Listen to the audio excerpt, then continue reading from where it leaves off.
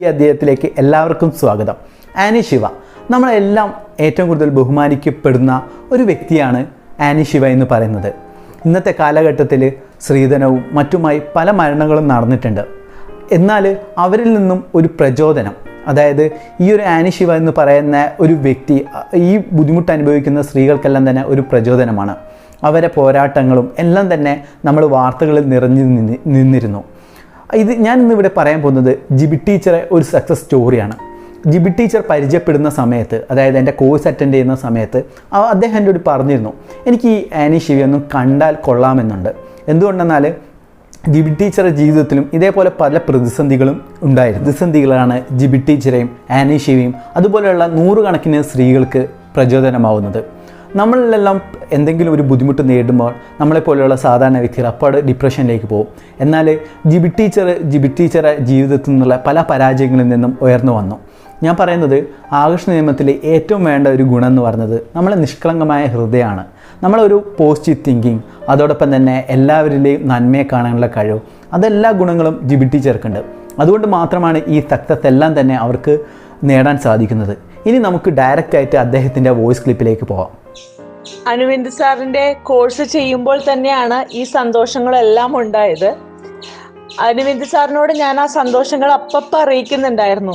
ഞാൻ യോഗനാഥ എഡിറ്റർ രജി സാറ് എന്നെ വിളിച്ച് ഈ ഒരു അവസരം തന്നപ്പോൾ അപ്പം തന്നെ ഞാൻ വോയിസ് ഇട്ടു സാറിൻ്റെ അടുത്ത്. സാർ, എനിക്ക് സന്തോഷം കൊണ്ട് തുള്ളിച്ചാടാൻ തോന്നുന്നു. കാരണം ഞാൻ ആഗ്രഹിച്ചിരുന്ന ഒരു അവസരമാണ്. അവരെ റോട്ടിൽ എവിടെയെങ്കിലും വെച്ച് കാണുമ്പോൾ ഓടിച്ചെന്ന് സംസാരിക്കണം എന്നതായിരുന്നു എൻ്റെ ആഗ്രഹം.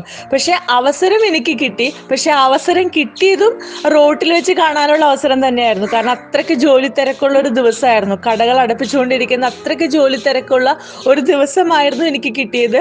ആഗ്രഹിച്ച പോലെ തന്നെ റോട്ടിലായിപ്പോയി ഇൻ്റർവ്യൂ എന്നുള്ളത് മാത്രമേ ഉള്ളൂ. അതും ഇവിടെ ലോ ഓഫ് അട്രാക്ഷൻ തന്നെയാണ് വർക്ക് ചെയ്തത്. എന്തായാലും വലിയ സന്തോഷം. അനുവിന്ദ് സാറിൻ്റെ കോഴ്സ് ചെയ്തപ്പോൾ നമ്മൾ ആഗ്രഹിച്ച കാര്യങ്ങളെല്ലാം വളരെ സ്പീഡിൽ നമുക്കത് നേടാനായിട്ട് കഴിഞ്ഞു. അതിൻ്റെ സന്തോഷവും കൂടി സാറിനോട് പറയുന്നു. ഒപ്പം നന്ദി, നമസ്കാരം. നമസ്കാരം, ഞാൻ ജിബി ദീപക്. കഴിഞ്ഞ കുറേ ദിവസങ്ങളിലായിട്ട് സോഷ്യൽ മീഡിയയിൽ ചർച്ച ചെയ്യപ്പെടുന്ന ഒരു വിഷയമാണ് ആനി ശിവ എന്ന പോലീസ് ഉദ്യോഗസ്ഥയുടെ ജീവിതം. ഒരു പ്രാരാബ്ദങ്ങൾക്കിടയിലും പഠിച്ച് SI ആയ ആ സ്ത്രീയുടെ ജീവിതകഥ മറ്റാരൊക്കെയോ ഷെയർ ചെയ്താണ് എൻ്റെ വാട്സാപ്പ് ചാറ്റ് ബോക്സുകളിൽ വന്നത്. ഞാനതെല്ലാം വായിച്ചു. അവരുടെ ജീവിതകഥ മനസ്സിലാക്കിയപ്പോൾ എനിക്ക് വളരെയധികം ആകാംക്ഷ തോന്നി ഇങ്ങനെയൊരു സ്ത്രീയുടെ ജീവിതത്തെപ്പറ്റി കൂടുതൽ അറിയാൻ. തുടർന്ന് ഞാൻ അവരുടെ എല്ലാ യൂട്യൂബ് വീഡിയോസും കണ്ടു. അങ്ങനെയാണ് അവർ എറണാകുളത്ത് വർക്ക് ചെയ്യുന്നതായിട്ട് അറിഞ്ഞത്. എറണാകുളത്ത് തന്നെയാണ് അവരുള്ളത് എന്നറിഞ്ഞപ്പോൾ മനസ്സിൽ അതിലേറെ സന്തോഷം തോന്നി. കാരണം എന്തെങ്കിലും എവിടെയെങ്കിലും വെച്ച് അവരെ കണ്ടുമുട്ടാൻ സാധിക്കുമെന്ന് ഞാൻ വിചാരിച്ചു. ഒപ്പം ഞാൻ എൻ്റെ സുഹൃത്തിനോട് പറയുകയും ചെയ്തു, എവിടെയെങ്കിലും വെച്ച് നമ്മൾ പോകുന്ന വഴിക്ക് എവിടെയെങ്കിലും വെച്ച് കണ്ടുമുട്ടുകയാണെങ്കിൽ നമുക്ക് തീർച്ചയായും എനിക്ക് അവരോട് സംസാരിക്കണം എന്ന് ഞാൻ മുൻകൂറായിട്ട് പറയുകയും ചെയ്തു. ആ മനസ്സിൽ അങ്ങനെ ആഗ്രഹം വെച്ചു. അതിനുശേഷമാണ് ഒരു യോഗനാഥത്തിൻ്റെ എഡിറ്റർ രജി സാർ അപ്രതീക്ഷിതമായിട്ട് എന്നോട് ഇങ്ങോട്ട് പറയുന്നത്, ടീച്ചറെ ഒരു ഹെൽപ്പ് ചെയ്യാമോ, നമ്മുടെ ആനി ശിവ എന്ന ആ ലേഡിയുമായിട്ട് ഒരു ഫീച്ചർ തയ്യാറാക്കി തരാൻ പറ്റുമോ എന്നുള്ളത്. എന്താ പറയുക, ലോട്ടറി അടിച്ചൊരു സന്തോഷമായിരുന്നു. മനസ്സിൽ എന്താണോ ആഗ്രഹിച്ചത് അതിനുള്ളൊരു വേദി കിട്ടി. അപ്പോൾ പിന്നെ എനിക്ക് ബുദ്ധിമുട്ടൊന്നും ഉണ്ടായിരുന്നില്ല. സാറ് തന്നെ മാഡത്തിൻ്റെ നമ്പർ സംഘടിപ്പിച്ചു തന്നു. ആ മാഡവുമായിട്ട് ഞാൻ കോണ്ടാക്ട് ചെയ്തു. രജി സാറ് വിളിച്ച് ഞാൻ വരുമെന്നുള്ള കാര്യം നേരത്തെ പറഞ്ഞിരുന്നു. അതുകൊണ്ട് തന്നെ ഒരു വാം വെൽക്കമാണ് മാഡത്തിൻ്റെ ഭാഗത്തു നിന്ന് കിട്ടിയത്. സംസാരിച്ചപ്പോഴാണ് എനിക്ക് മനസ്സിലായത് എല്ലാവരെയും സ്വീകരിക്കുന്ന ഒരു മനസ്സാണ് മാഡത്തിൻ്റേത്. ഒരു ദിവസം ഒരുപാട് ഫോൺ കോളുകൾ അവരെ തേടി വരുന്നുണ്ട്. കാരണം ഈ ഒരു വിഷയം ഇത്രയും വൈറലായതിനെ തുടർന്ന് മാധ്യമങ്ങളും വ്യക്തികളും ഒക്കെ ആയിട്ട് ഒരുപാട് പേര് അവരെ വിളിക്കുന്നുണ്ട്.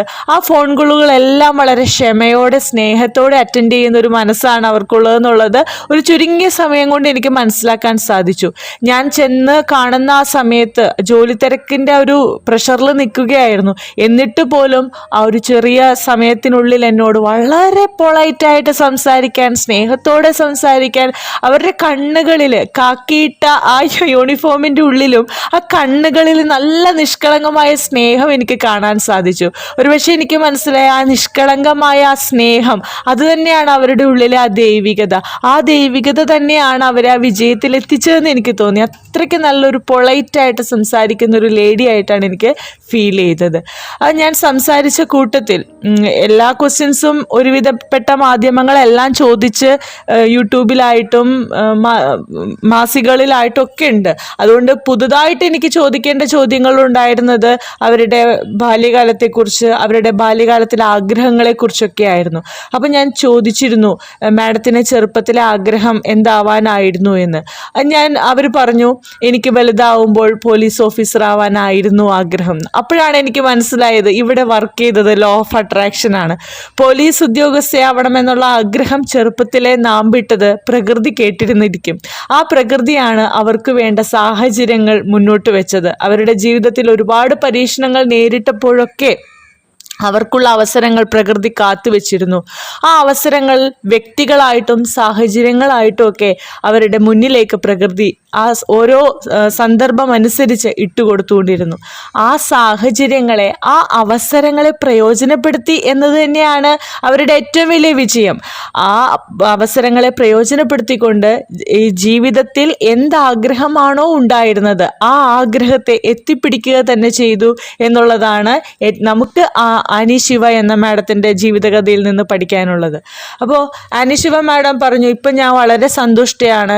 എൻ്റെ ലൈഫിൽ ഞാൻ എന്താഗ്രഹിച്ചുവോ ആ ഒരു അവസ്ഥയിലേക്ക് ഞാൻ എത്തി. എൻ്റെ കഴിഞ്ഞ കാല ജീവിതത്തിൽ ഒരുപാട് കണ്ണീര് ഞാൻ കുടിച്ചിട്ടുണ്ടെങ്കിലും ഇന്ന് ഞാൻ നിൽക്കുന്ന ഈ ഒരു പൊസിഷൻ, ഈ ഒരു സന്തോഷത്തിൽ ഞാൻ തൃപ്തയാണ്. കഴിഞ്ഞ കാലത്തെക്കുറിച്ച് ഞാൻ ആലോചിക്കുന്നില്ല എന്ന്.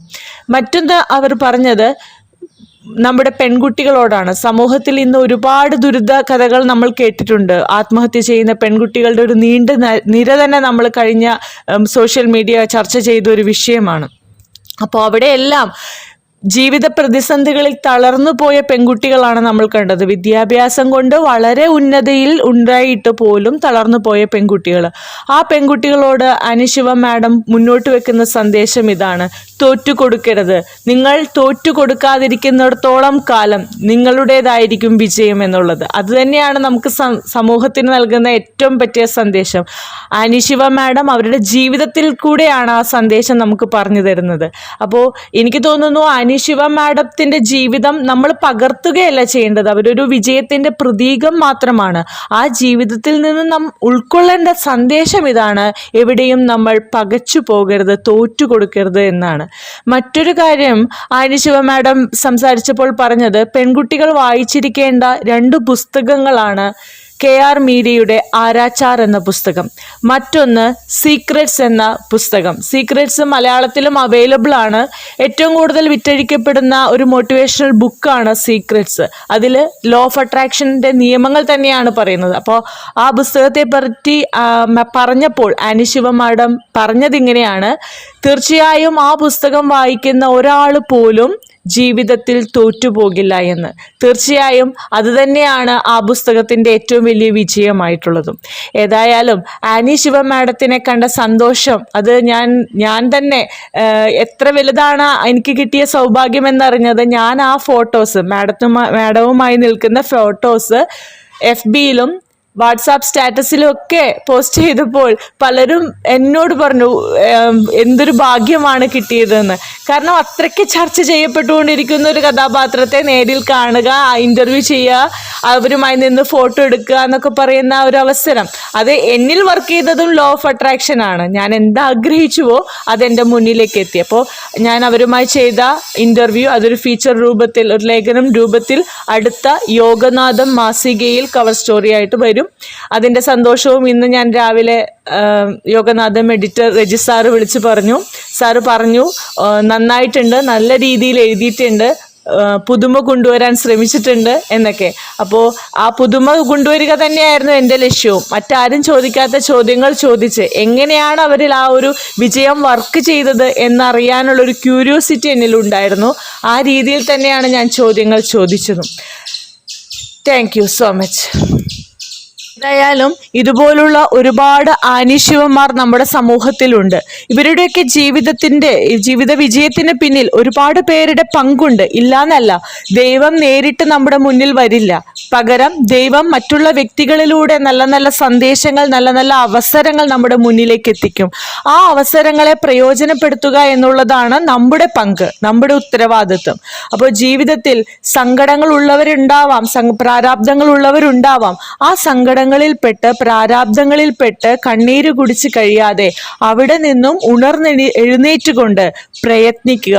നിങ്ങളുടെ സ്വപ്നം എന്താണോ ആ സ്വപ്നത്തിലേക്ക് പ്രയത്നിച്ച് എത്തുക. അവിടെയും നിങ്ങൾക്ക് ഒരുപാട് തടസ്സങ്ങൾ ഉണ്ടാവും. ആനി ശിവ എന്ന മാഡത്തിന് ജീവിതത്തിൽ ആ ലക്ഷ്യത്തിൽ എത്തുന്നതിന് ഒരുപാട് സ്ട്രഗിൾ അനുഭവിക്കേണ്ടി വന്നിട്ടുണ്ട്. എന്നിട്ടും അതിനെയെല്ലാം അതിജീവിച്ചപ്പോഴാണ് അവർ ആ വിജയം കൊയ്തെടുത്തത്, ആ വിജയത്തിന് മാധുര്യമുണ്ടായത്. അതുകൊണ്ട് ഈ ഒരു ജീവിതകഥയിലൂടെ എനിക്കും എൻ്റെ പ്രിയപ്പെട്ട സുഹൃത്തുക്കളോടും പ്രിയപ്പെട്ട വിദ്യാർത്ഥികളോടും എല്ലാവരോടും പറയാനുള്ളത്, നിങ്ങളും സാഹചര്യങ്ങളിൽ പഴി പറയാതെ, വിധിയോട് കീഴ്പ്പെട്ട് കഴിയാതെ, വിധിയോട് മല്ലിട്ട് ജീവിക്കുക. നിങ്ങളുടെ സ്വപ്നം എന്താണോ അതിലേക്ക് നിങ്ങൾ അടുക്കുക. പെണ്ണ് അടുക്കളയിൽ ഒതുങ്ങിക്കൂടേണ്ടവളല്ല, പെണ്ണ് കണ്ണീര് കുടിച്ച് കഴിയേണ്ടവളല്ല. അവൾക്കും സ്വപ്നങ്ങളുണ്ട്.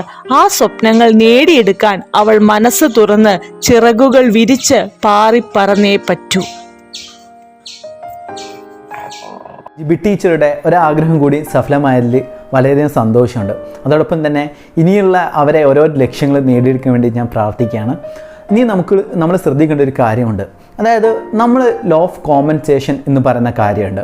നിങ്ങൾക്ക് എന്തെങ്കിലും ഒന്ന് ലഭിക്കുന്നുണ്ടെങ്കിൽ നിങ്ങളൊന്ന് നൽകും. അതായത് നിങ്ങൾ ഷോപ്പിലേക്ക് പോകുന്ന സമയത്ത് എന്തെങ്കിലും പണം കൊടുത്താലേ വസ്തുക്കൾ കിട്ടും. ഈ യൂണിവേഴ്സും അതേ നിയമത്തിൽ തന്നെയാണ് പ്രവർത്തിക്കുന്നത്. പക്ഷേ ഒരു ഫിസിക്കലായിട്ടുള്ള ആക്ഷൻ ആയിരിക്കണമെന്നില്ല. ചിലപ്പോൾ മെൻ്റലായിട്ടുള്ള അത്രയും സ്ട്രോങ് ആയിട്ടുള്ള ഒരു ഡിസയർ, അല്ലെങ്കിൽ നമ്മളെ അത്രയും ശക്തമായ പ്രവർത്തനം, ആഗ്രഹം, ഇതിലൂടെ മാത്രമേ നമുക്ക് കിട്ടൂ. നിങ്ങൾ മുൻപുള്ള വീഡിയോസ് എല്ലാം കാണുന്ന സമയത്ത് ദാനം കൊടുത്തു കഴിഞ്ഞാൽ പണം വരുന്നതായിട്ടുള്ള ഒരു സക്സസ് സ്റ്റോറി കേട്ടിട്ടുണ്ടാവും ഭരത് സാറിൻ്റെ. അതായത് നമ്മൾ കൊടുക്കുന്ന സാധനങ്ങളെ നമുക്ക് തിരിച്ച് കിട്ടുകയുള്ളൂ. നമ്മളെപ്പോഴും ചെയ്യേണ്ട ഒരു കാര്യം എന്ന് വെച്ചാൽ, നമ്മുടെ സമൂഹത്തിൽ ഇതേപോലെ തന്നെ ബുദ്ധിമുട്ട് അനുഭവിക്കുന്ന പല വ്യക്തികളുണ്ടാവും. അവരെല്ലാം തന്നെ സഹായിക്കുക. ആ സഹായങ്ങളിലൂടെ നമ്മളിലേക്ക് ആ ദൈവികത അല്ലെങ്കിൽ ഡിവിനിറ്റി നമ്മളിലേക്ക് വരും. നമ്മളെ സഹായിക്കാൻ വേണ്ടിയിട്ട് ആൾക്കാർ ചുറ്റും കൂടും. അതുകൊണ്ട് നിങ്ങളെ കഴിയുന്ന രീതിയിൽ മറ്റുള്ളവരെ സഹായിക്കുക. നിങ്ങളെ ഉള്ളിൻ്റെ ഉള്ളിൽ നിന്ന് തന്നെ ആ ഒരു ദൈവികത വന്നിട്ട് അവർക്കെല്ലാം ഹെൽപ്പ് ചെയ്യാനുള്ള ഒരു മെൻറ്റാലിറ്റിയും തന്നെ ക്രിയേറ്റ് ചെയ്യും. അതായത് നമ്മളൊരു വ്യക്തിനെ ഹെൽപ്പ് ചെയ്യുന്ന സമയത്ത് ആ വ്യക്തിക്കും തോന്നും എനിക്കും മറ്റൊരു വ്യക്തിനെ ഹെൽപ്പ് ചെയ്യണമല്ലോ എന്നുള്ള. ആ രീതിയിലൂടെ മാത്രമേ നമുക്ക് നല്ലൊരു സമൂഹത്തെ വാർത്തെടുക്കാൻ സാധിക്കൂ. അതുകൊണ്ട് നിങ്ങൾക്കായി കഴിയുന്ന വിധം ഒരു സഹായം മറ്റുള്ളവർക്ക് ചെയ്തു കൊടുക്കുക. ഞാൻ ഒരിക്കലും പറയുന്നില്ല സാമ്പത്തികമായിട്ട് എന്ന്. നിങ്ങൾക്ക് സാമ്പത്തികമായി സഹായിക്കാൻ പറ്റുമെങ്കിൽ സാമ്പത്തികമായിട്ട് സഹായിക്കുക. പലപ്പോഴായും നമുക്ക് പറ്റുന്നത് തെറ്റെന്ന് വെച്ച് കഴിഞ്ഞാൽ, നമ്മുടെ സ്വപ്നങ്ങൾ നാം മറ്റുള്ളവരുമായിട്ട് പങ്കുവെക്കും. അതായത് സ്മോൾ മൈൻഡായിട്ടുള്ള പീപ്പിൾസ്, ചെറിയ ചിന്താഗതിയുള്ള ആൾക്കാരുമായിട്ട് നമ്മൾ പങ്കുവെക്കുന്ന സമയത്ത് അവർ പറയും ഇതൊന്നും നടക്കില്ല എന്നുള്ളത്. അത് സത്യം തന്നെയാണ്. കാരണം അവരെപ്പോഴും നമ്മളോട് സംസാരിക്കുന്നത് അവരുടെ അളവ് പോലും ഉപയോഗിച്ചാണ്. ആ ഒരു കാര്യത്തിന് നിങ്ങൾ ഒരിക്കലും തന്നെ അനുവദിക്കാതിരിക്കുമോ. നിങ്ങൾക്കൊരു സ്വപ്നമുണ്ടെങ്കിൽ നിങ്ങൾ അതിന് അർഹതയുള്ള ആൾക്കാരുമായിട്ട് മാത്രം സംസാരിക്കുക.